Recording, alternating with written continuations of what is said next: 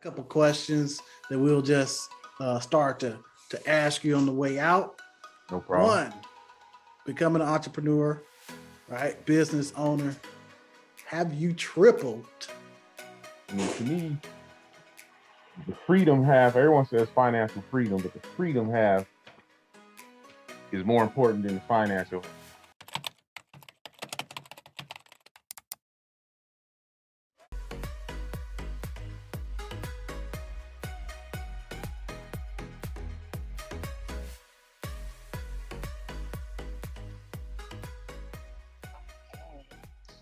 Ding, ding, ding. What's going on, y'all? Joseph McLemore, aka Champ Real Estate here, and you are back for another episode of the Triple Profit Podcast, the soon to be One. number one small business strategy funding, just number one. Marcus got all that other stuff down. Yeah. So just number one podcast at the end of the day. All right. Today, to my right, I got my brother, Marcus Harris. I got my other brother, Tavante Hughes. And man, my like, them brothers is my brothers, but my real brother, like me and this brother grew up like literally around the corner from each other, same hood, not just same city, but same hood. And I have watched this brother thrive, grow, and just really just grow his. Basically, I watched him build generational wealth for him and his family, and he's also been a brother that I've considered somewhat of a mentor because he has helped me in situations when I've reached out. So my brother Jason Goodwin, the young, humble serial entrepreneur. What's going on, Jay? Going on. Appreciate the introduction. I feel like I'm on what's the one with Man, you on the number one podcast, bro. Like I'm on, man. Yeah, you gotta speak it into existence. For real. Number one. Exactly. That's how I start. Stuff like that, you look back a year from now and be like, I said it. Yeah. Man, and we watching it happen. So like, I really appreciate you coming on and spending the time. I know me and you ourselves will have conversation. We had a 3-hour conversation earlier this week together, just chopping it up. So I know we go deep, but I really wanted you to have the opportunity to, like I told you, I want to see you introduce yourself because I feel like you got a good story to tell, but you also have a lot of knowledge and you explain it very well. And I know you're really big on helping our people get this information. So I really want to see you start getting out there. So this is one step, like this is me giving you your flowers here and me wanting to see you do and thrive what I feel like you're supposed to be. Right. Like JD said, my name is Jason Goodwin. I'm from Stockton, California. Yeah, we grew up in the same neighborhood like our whole life. So I've been knowing JD long time. So yeah, like I said, I started off like everybody else. You got the whole rhetoric of, your parents go to school, do all this, do all that. And, you grow up and, in the streets doing stuff, manage stuff you shouldn't be doing. And so I ended up getting in a little knick-knack trouble here and there. So I decided to join the Army. Actually, my older cousin said, let's go, or we gonna end up statistic. That's basically was his exact words. We always laugh about that. And I didn't want. And I ended up getting a situation where they almost told me it's gonna be this or that. So I said, I'm going there. So I went to the Army and did 3 years, and it opened my mind up though, coming from like a small blue collar city. I always tell people Stockton in California, but Stockton's like a Midwest town. Like if you ever go to like Youngstown and through the Midwest and Ohio and spots, like it reminds you of Stockton, like it does. So like your mentality is a little different coming from that type of place. So like when I traveled and got to know different people, it really opened my mind to a lot of different things you don't get to see coming from where I come from, where we come from. So I ended up coming back and I moved back and I got a job, and like everybody else, I was a supervisor, which could be considered like good money to most people, but I just always wanted more. And I always been kind of a free thinker and a deep thinker. So, and I always been kind of smart, accelerated. So I would like get my work done fast and nothing to do. I figured out quick when you get done, they try to give you other tasks.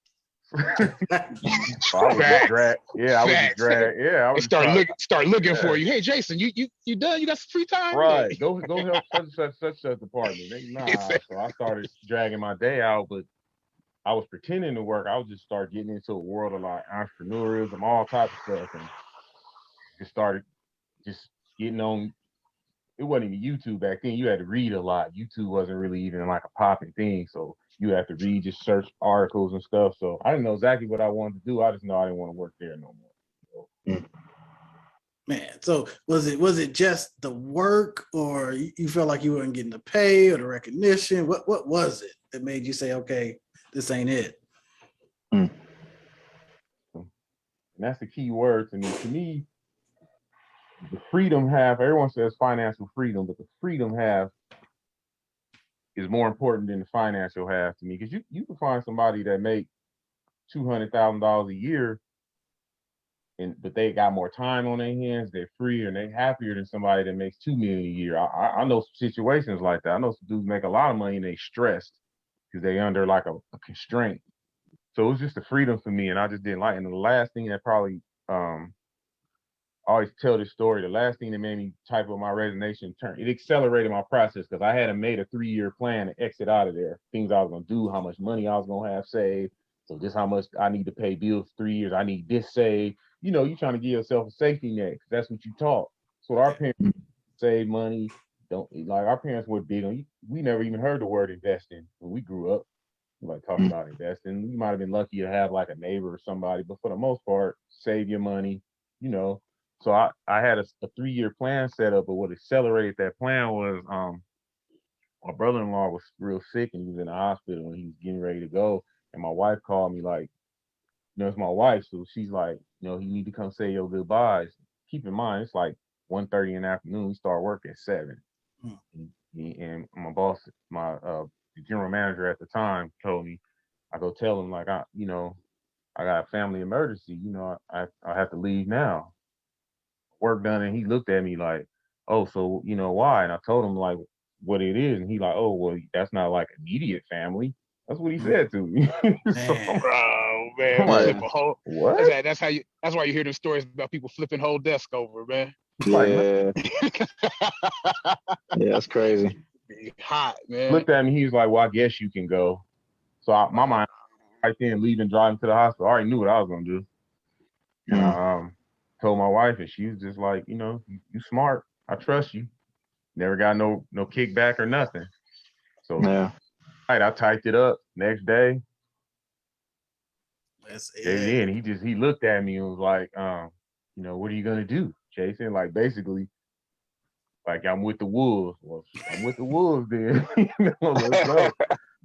So I did yeah, a few little odd jobs, making money and stuff, and I seen a guy I had seen that told me about like a delivery company. You had to like start your own little company and you had to have like a van, a cargo van or a truck. And you just basically you're a subcontractor. So that's like the first thing I did was like a delivery company, which I still have to this day. Of course, it's totally like I outsource everything. So I got with him and I had money, a few dollars saved. So I just bought a little raggedy cargo van. I went to the auction and got one and just started doing that. And as I was doing that, I started just paying attention to all type of other different things to get into, all type of stuff. So I had dealer's license for a minute. I would grab cars and sell them and flip them, a whole bunch of stuff I had going on.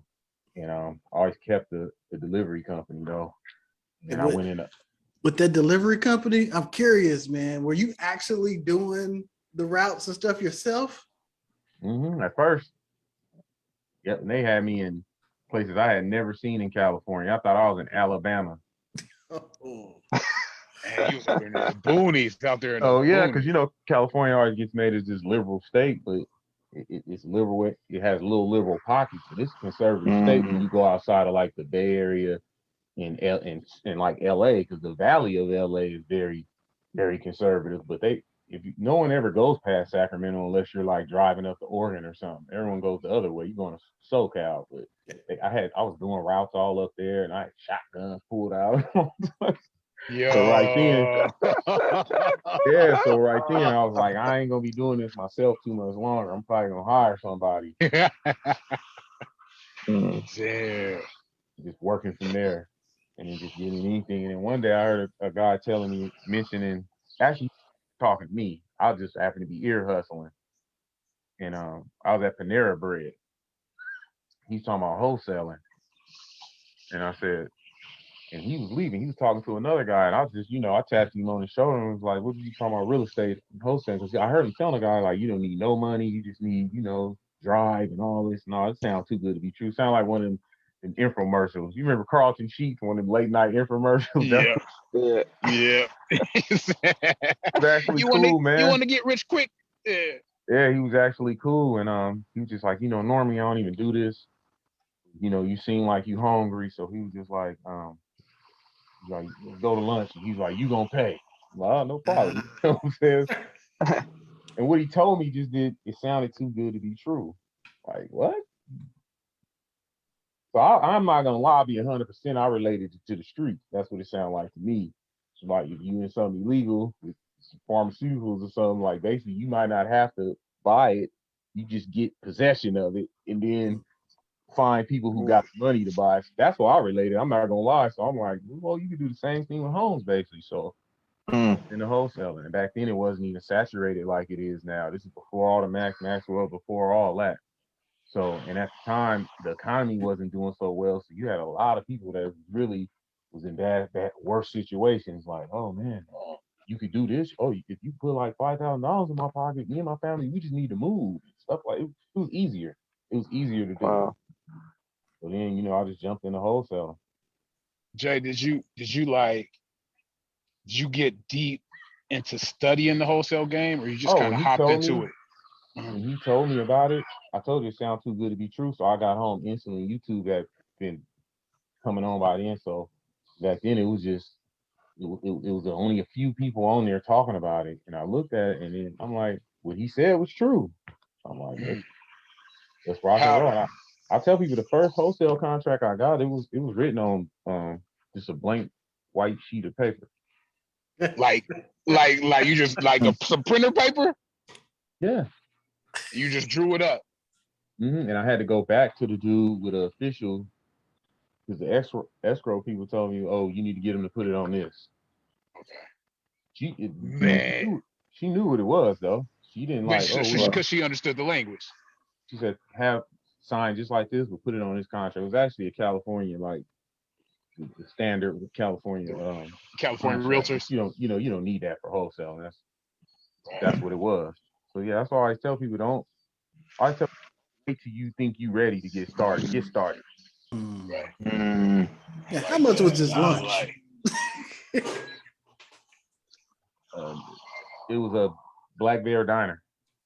$22 or something. I don't remember. I was gonna say with the tip. Yeah, you Yeah, still Yep. So how long did it take you once you had that lunch and you researched and then you got that first deal? How long was that gap? Oh, I got out immediately. Like I went home that night. You got to think I'm a person that I'm not a person. Some people be like, oh, I'm on my last, I feel broke. I'm gonna be honest. Like $10,000, I feel broke. I'm broke. So I know I had my savings left. I had this delivery company, but in my mind, I'm broke. So I'm like, I'm still moving. Truth be told, I always like to feel like that. To me, that's how you keep your motivation. I don't care how much money you got. Feel like your mind, you should tell yourself, I could lose all this tomorrow, period. And I think that keeps you motivated and keeps you going. So yeah, I went home that night and researched and got out there. And my first one was driving for dollars. Driving for dollars. Damn. What was the change on that one? What was the chunk? You mind sharing? It was $7,200. That's not bad. Bad for that first one. Oh, knowing what I know now, or even what I knew a few years ago, that could have easily probably been 50,000 easily. But I didn't know that. I just basically, when I started reaching out to buyers, threw a number out to me because I didn't know enough to know. And I just seen the spread and was like, I take that. Right. Yeah, I say run that in right now. You know what I'm saying? So now I could have easily made 50 or 60 off of that, like easily. I could have. Right. Yeah.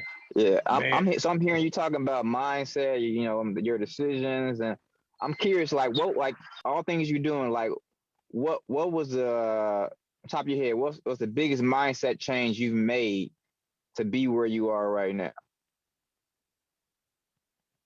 Biggest mindset change I've made. I Or the would, most powerful one here? yeah, I would say the most powerful one is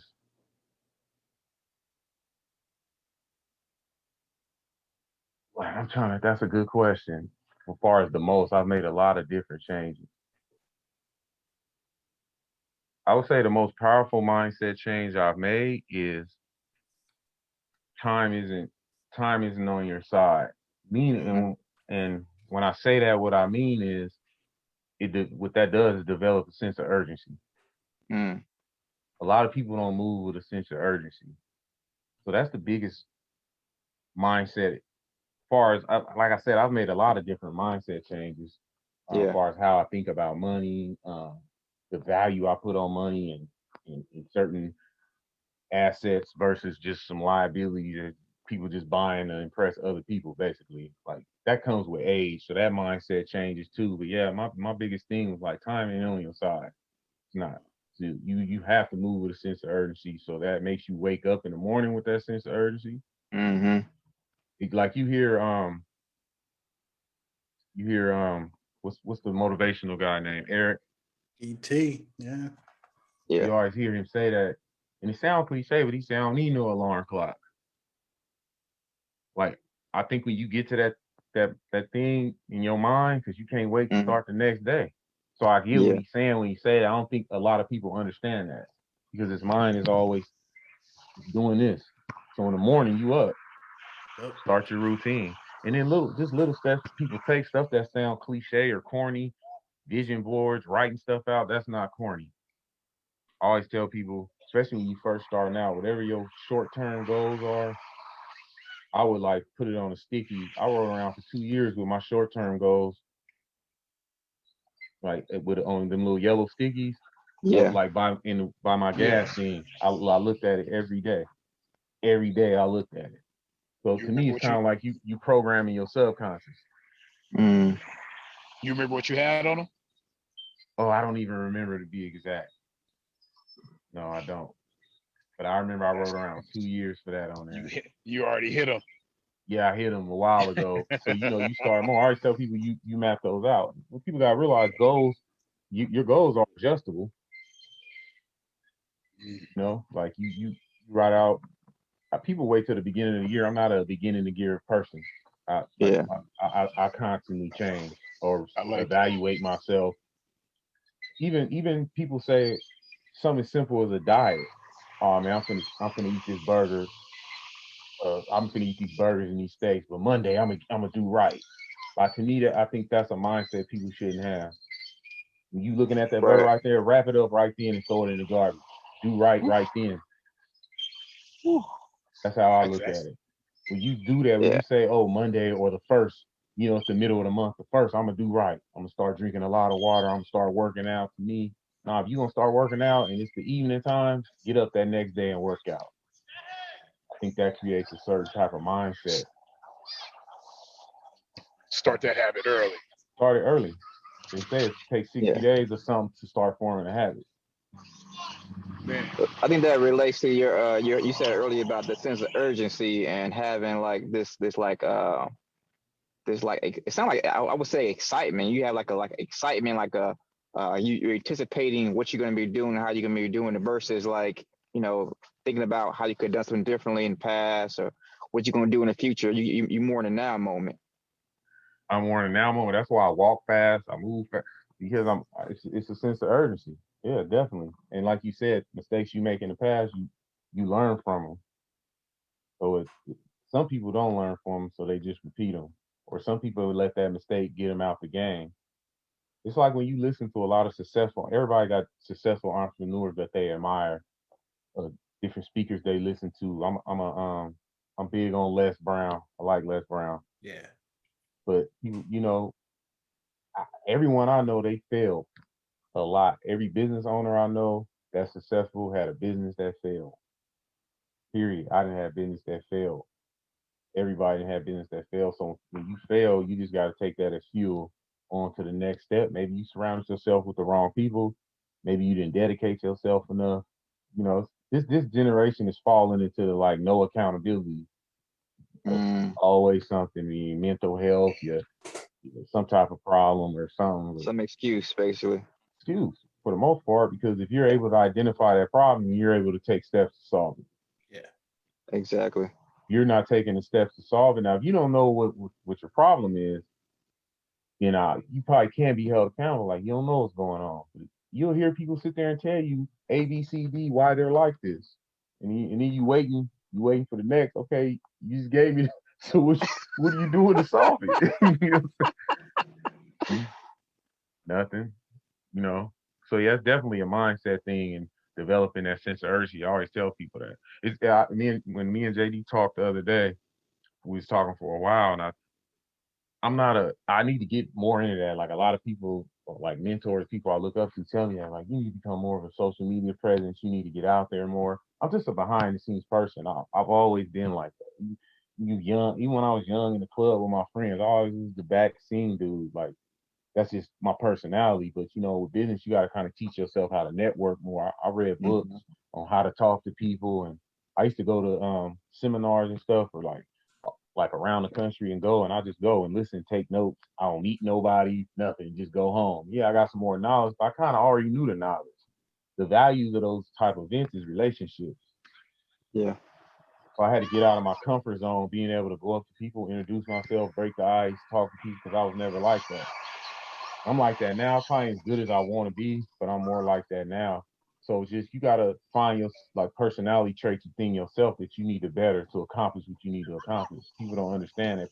Some people think, oh, I'm just like this, so it is what it is. And don't you might be able to succeed with that, but you're gonna put a ceiling on yourself.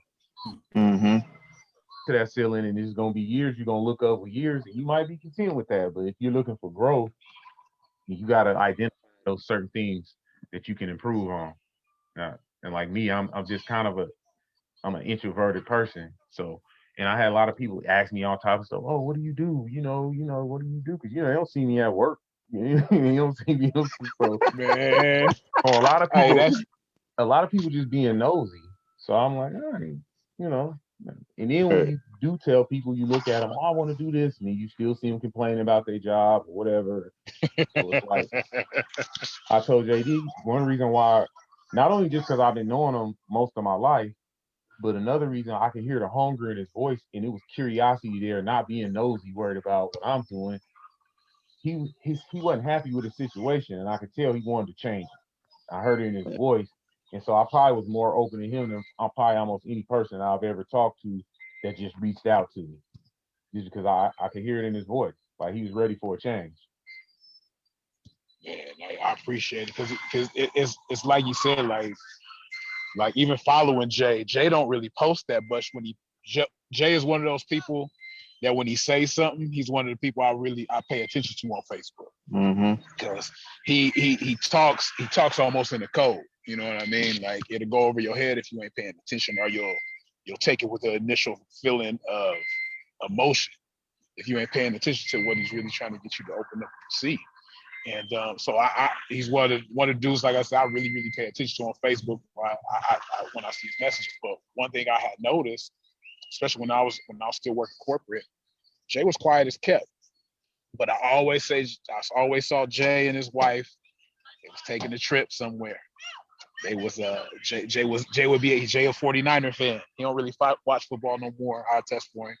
But he was a 49er fan. I see him at the game. So, and then the biggest thing for me that really, really pointed out that I knew my boy was working at, like, doing stuff big and thinking, not just doing bigger, but thinking bigger, was and I know, Jay, you ain't bragging on yourself. I just saw this, and I noticed it, and I appreciated it. Like, when the Flint water situation happened, I saw that you was boots on the ground. You weren't complaining about it and posting memes. Like, you was sending water.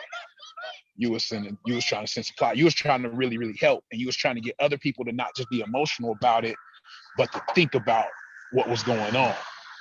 And so when I saw that, I was like, okay, my boy is on some other.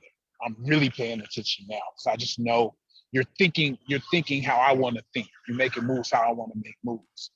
And so it was just crazy. Like I remember that, like it was yesterday. It was maybe like a couple weeks after I had got let go.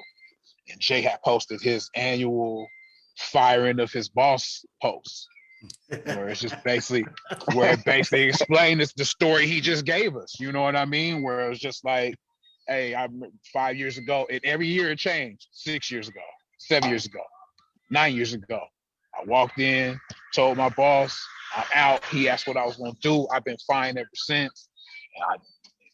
My boy been fine ever since. Man, even not just fine, but thriving. So, man, like, bro, I'm paying attention. Next year, I'm paying attention. my 10-year anniversary next year. I might go See? to Dubai or something. I don't ever want to go. Hey, I don't ever want to go back to that life. Like that's my motivation too. I don't ever want to go back to that clock in life. Somebody telling you when you could take vacation, asking like this your life, and then it's like somebody putting a price hour of your life is worth. Mm. So an hour of your life is worth $25 or $15.50 or. And a 30-minute lunch. And then one thing that used to make me feel so insulted, I would sit down for the annual yearly review. They tell you all the good things you did and how you helped the company. And me, I was logistics, so they would even put the price, how much money I made for the company coming from my department, and then tell me I got 3.5% raise. Like that really insulted me, man. Like it really did. That's an insult, but that's just the value that you put on yourself. That's just what it is. My thing is, I'm not anti 9 to 5. I'm about like, I'll take an example. My mom still working. I want to retire. She's semi-retired. That's why I told my sisters don't throw her a big party. My sister want to throw her a big party. I said she's not gonna get that up. But she's a nurse. She's an RN. So the two things she loves, helping people and children, are combined. She loves work. She ain't felt like she had a job. I don't got a problem with. I'm not anti that. Find something that you love to do and do it. That's my thing. Yeah, it's times you're gonna be frustrated with it because you're in a system, but so what? At least 85% of the time you there happy. You know what I'm saying? Like most people I know are miserable at work. They hate to go and they just go Monday and they can't wait till Friday. You know what I'm saying? And I also think that a lot of that contributes to a lot of like substance abuse, like throughout the weekend and stuff, because you're just looking forward to that. Then It's the weekend. They trying to let loose. Trying to let loose because that's all they got to look forward to. So I tell people like, that's why I tell my son, like, do something, 21, do something that you want to do. Like I said, it ain't always about money, because I know some teachers, kindergarten teachers and stuff, they happy as hell. And we all know they don't make a lot of money, but they happy. They see them kids' faces every day. So it ain't always about money or no matter what. It's just, just do something you love to do. I love being an entrepreneur. I ain't gonna lie, at this point, I even love the L's that come with it. Because L's just mean a bigger W coming. Like, let's talk about that. I think that's like huge for a lot of people who are trying to get into this, is because we all looking for the W's. Yeah. But when you start falling in love with the L's, you're on another level right there. Talk about that, please. L's, like I'll just take them on the chin. Like, it's funny because I'm in an investment group with a couple of buddies of mine, and we just kind of took a loss.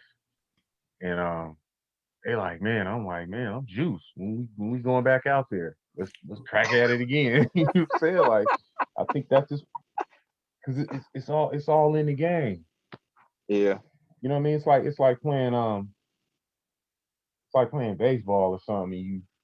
And it's a pitcher, and he gets you that first time, he strike you out. And you look at that mound like, yeah, I got you next time. I figured you out. You know what I mean? That curveball. Yeah, that curveball ain't gonna get me next time. Or it's like playing football or something. You a DB and the receiver cross you a certain type of way, and you like, oh, next time that's an L. But yeah, I got you. I seen how your hips broke. Now that route will never work again. You know what I mean? I think you gotta have that same type of mentality. You gotta turn them L's into W's. Everybody don't have that type of mentality, man. Was that something you came in the game with? No, It wasn't no, because and I ain't gonna lie because when I first went independent like entrepreneur, I had weight on my shoulder. I had a family. You know what I'm saying? So it's kind of different. Like, man, it's L right.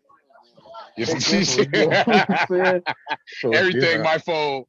Yeah, I think when you get more in the game and get more comfortable, then you just kind of understand what comes with it and come go with it. And then when you meet more people, man, like I said, like we talked about earlier, all the successful entrepreneurs then fail a lot.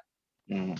I think that's part of the game. You're gonna fail. You're gonna just like I tell people, but especially when you first started, you can't afford to swallow too big of an L when you first start. It's like I tell people who flip. I've flipped before. If you don't flip a home, I always tell people, don't. I mean, find one of your relatives, man, in Indiana or something, or Alabama or something, Chicago, and go flip out there. Because you gonna probably take an L your first few times flipping. You lucky if the first one goes successful. But an L in California probably gonna be $200,000 L. Like I took an L in Chicago. Me and my partner lost $8,000 each. On to the Keep next. it moving. You know what I'm saying? So you got to play the field right too.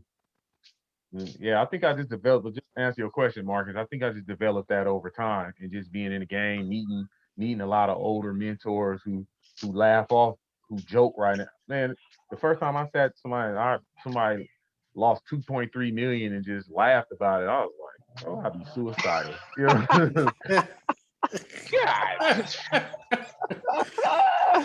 These man, they out here playing Monopoly in real life. Vegas, and you're on the crap tables, and you see somebody lose a bunch of money and just walk away like whistling. Like, man, I might jump over this table if I lost all this chips, man. Man, Oh, man.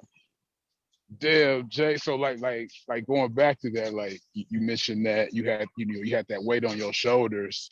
Like when you had that weight on your shoulders for carrying the family and then still trying to thrive, getting your wholesaling, getting your other business going.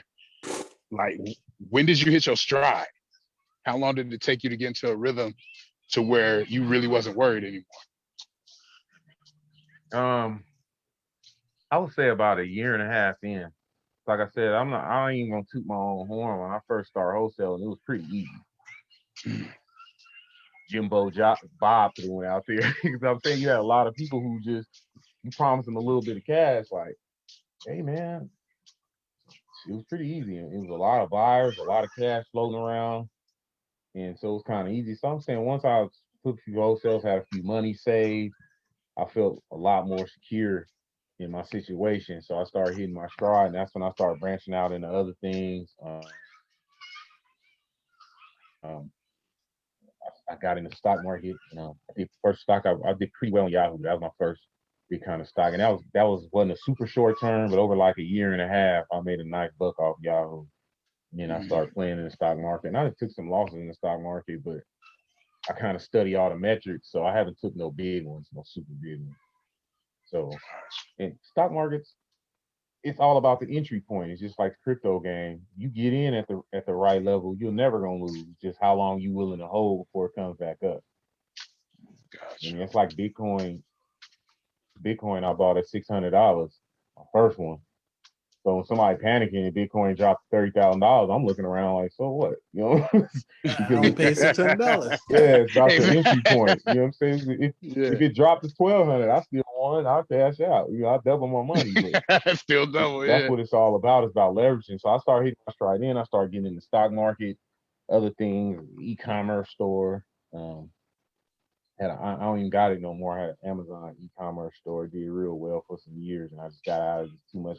The company I went try to put everything back on me, and I wasn't gonna manage no e-commerce store. So, but I did well for about 4 years with it. Walmart's cornering that market now. I actually got a store going right now. They just paused it because they're getting ready for the holidays, and Walmart been suspending accounts. They're just troubleshooting some stuff. But I actually just jumped into Walmart. Walmart's just now getting in it. Amazon been in it for like 10 years. Yeah, I heard about Walmart, man. There's a lot of people jumping in and that automation, and it had got me a couple times. I ordered some stuff from there, and like, oh, it ain't really came from Walmart, man. It's a new wave out there. Yeah, so I actually just jumped into e-commerce on Walmart. So we'll see how it go. Like I said, as long as I get my ROI and get good 4 years of positive cash flow, I won, you know? That's It true. sounded like what you did was you kind of sauced up before it came. Like how did you see these patterns before most folks see them? Because you said earlier you said you jumped into shipping. Now shipping is a big thing, but that was a while ago. You know, wholesale you got in wholesale before it was popular. Mm-hmm. These things, how do you get these things before they actually like mainstream? Think it's always keeping your ears open. Like I said, the wholesale conversation, I heard ear hustling that Panera Bread. I ain't gonna lie. If I'd have seen that on YouTube or something and heard some dude talking about it, I'd have skipped over it. I probably would have. Probably wouldn't end up getting in right around a couple years ago when a lot of other people did. But it's just always listening to stuff. And I think particularly our community have a smaller.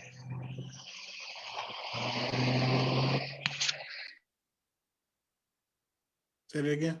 I said we have a small mindset, particularly art coming from the Black community. We have a small mindset about economics and all the different types of ways to make money. We think it's only a couple of type of ways to make money. Like it's literally like just taking the marijuana business. Coming legal right now, it's a lot of money. So in our mindset, we think the only way to jump in it is you get your license to own a dispensary, which to me is the worst way. Mm.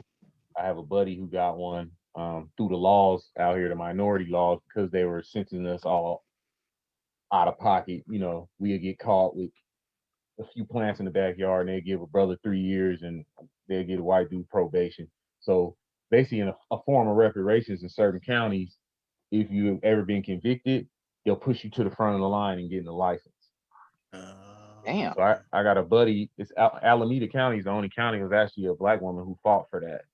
And I have a buddy who has one, and they're ready to get out. It's been like 2 years, and it's just it's like they hitting them up every day, checking their books. You know, he's like, man, advise anybody coming through the dispensary way. It's too many politics. So the grower way, that's what people think of. Going back to that mindset, they think of either the dispensary selling it or you're growing it, selling to dispensary, but that's not true. Like it's, I literally I'm doing pretty well on a plastic company that cases it.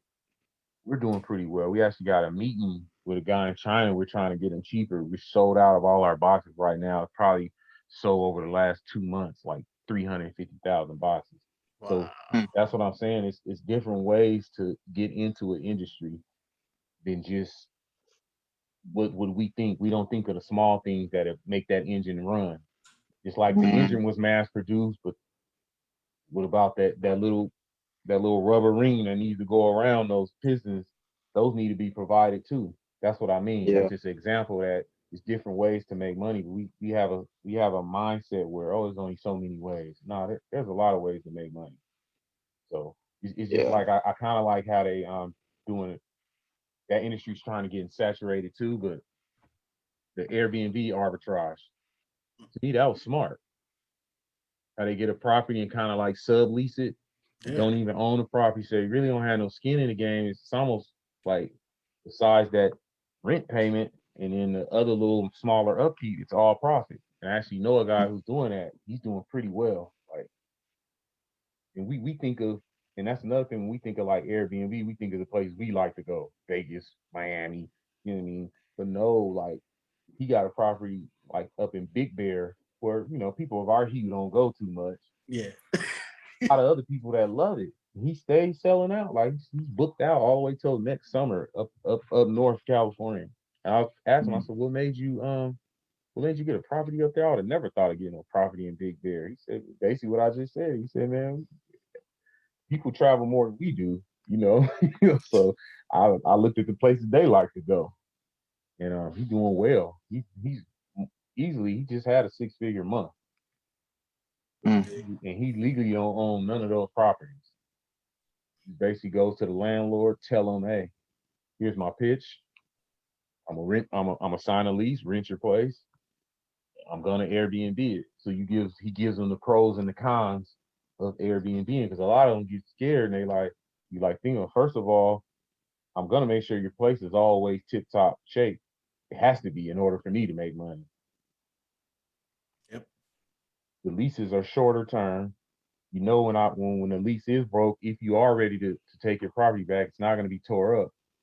So it's pros to landlords letting people Airbnb their place more than just I mean, I ain't gonna lie, if someone wants the Airbnb and rental property I had, I might let them. I'd rather get that. And that's another thing. You're willing to pay them more. Like if they want $1,200 a month for their place, you say, oh, I'll give you 1,800 because you know you're making a killing. So why wouldn't you pay Yeah. them 600 more a month? That's another way to coerce them into it. But just that got me on that. Just when Marcus asked that question, or not Marcus, but Devontae asked that question about made me see things before they come, and they ain't seeing things before they come is just keeping an open mind and always listening. Mm.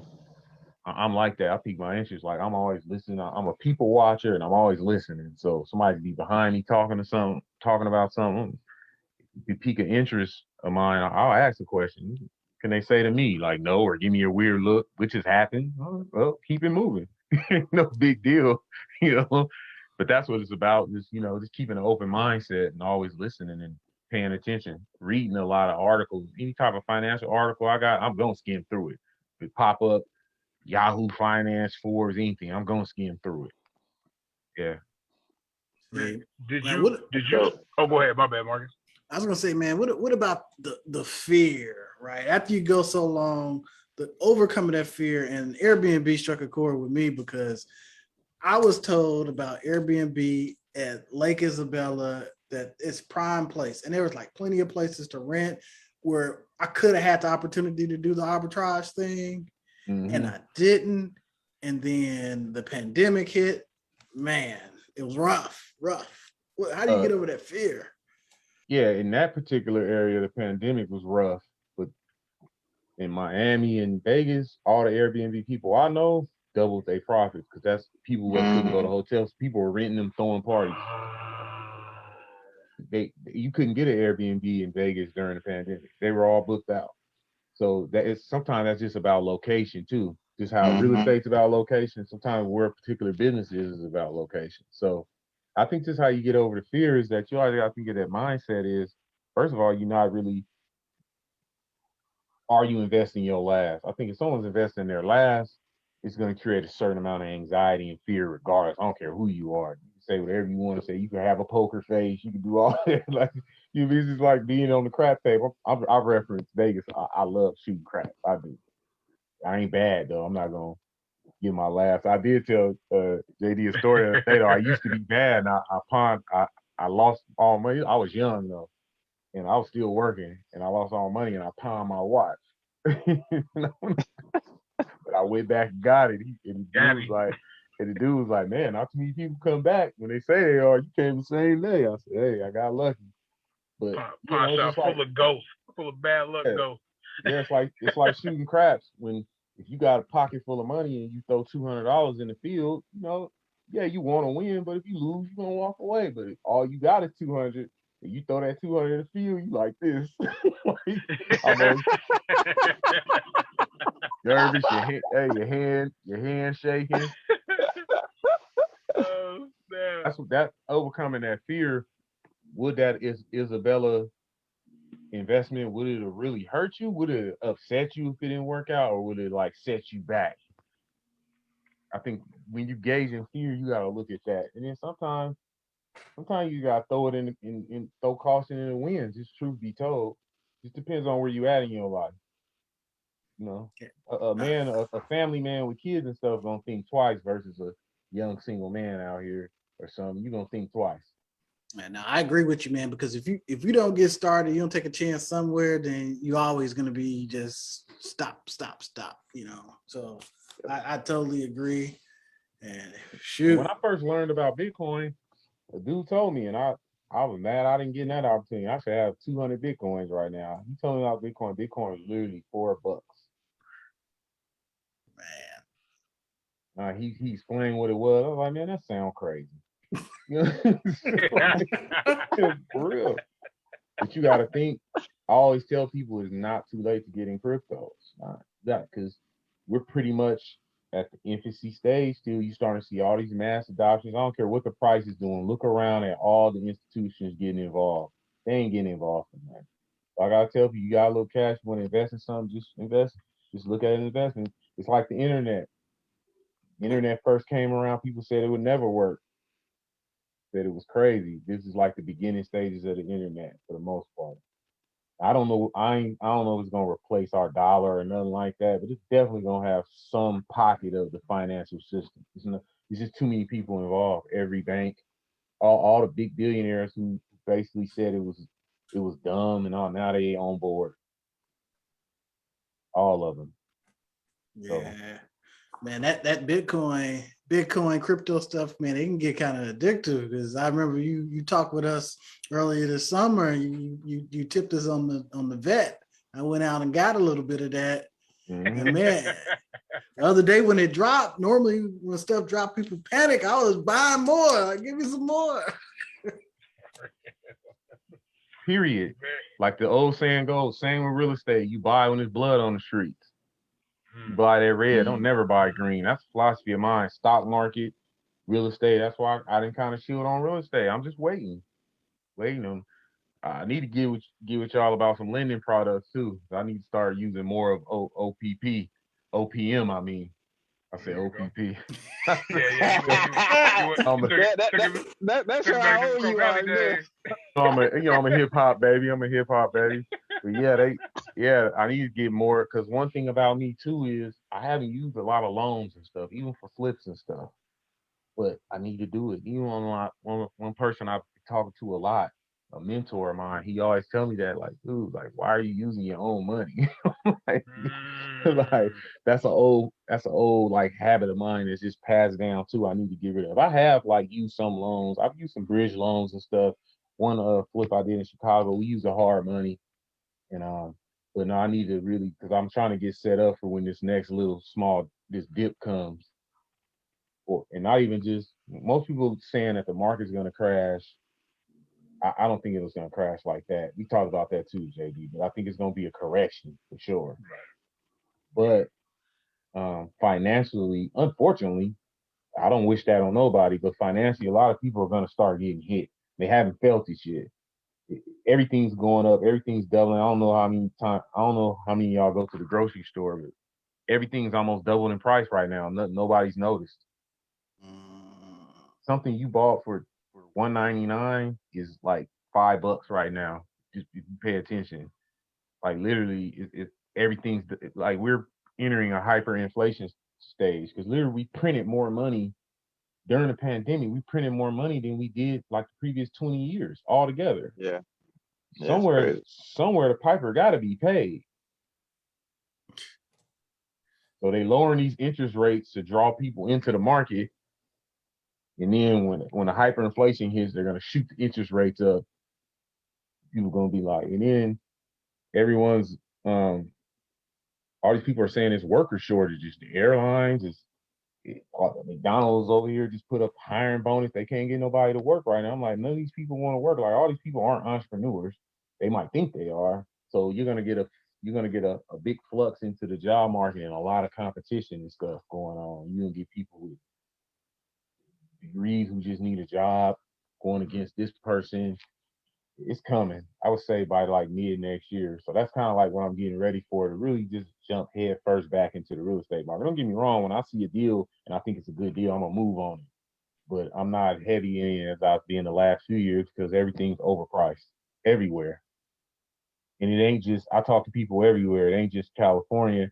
The market's hot everywhere. People are overpaying for stuff everywhere. And it's crazy because a market I had looked at with my investment group was Memphis. We actually went down there, and some of them homes we looked at that are like $18,000 or something, or 20,000. They're like $60,000-$70,000. Yeah, and I'm like, this home ain't worth.